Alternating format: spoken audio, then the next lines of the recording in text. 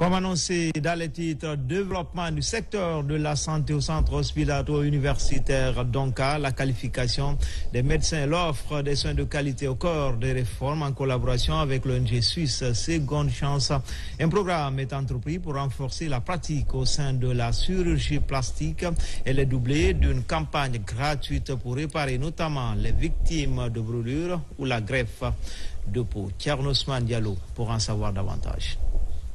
Venus de 12 pays à travers l'Afrique et l'Europe, ces chirurgiens réparateurs de l'ONG suisse Seconde Chance vont contribuer à faire avancer une spécialité médicale peu développée en Guinée, la chirurgie plastique. Durant toute la semaine, ils vont partager les dernières avancées dans ce domaine tout en sauvant des vies. Il y a deux buts. Un, enseigner la chirurgie réparatrice à différents chirurgiens de la sous-région et enseigner la chirurgie dans l'hôpital de Donka pour faire un service de chirurgie réparatrice à l'hôpital de Donka. Et la troisième chose, je vais quand même rajouter une troisième, c'est traiter les brûlés de l'explosion de décembre.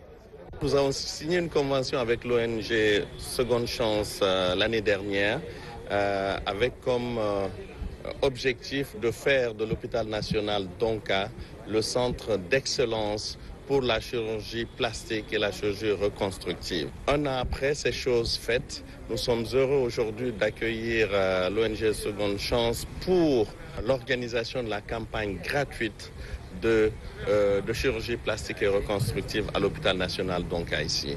Avant le début des chirurgies gratuites, les patients sont sélectionnés selon la gravité des cas. Ils viennent de tout le pays et espèrent pouvoir tirer profit de cette équipe qui, depuis 2010, parcourt le continent avec ses bénévoles.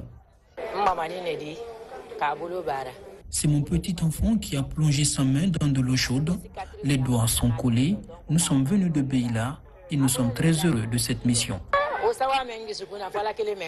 Vous prenez un pays comme la Guinée, 14 millions d'habitants, des milliers de kilomètres carrés où on n'a que 1 ou 2 chirurgiens plasticiens, on ne peut pas le concevoir.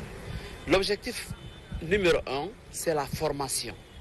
Il faut apprendre à la jeune génération ce que c'est que la chirurgie plastique.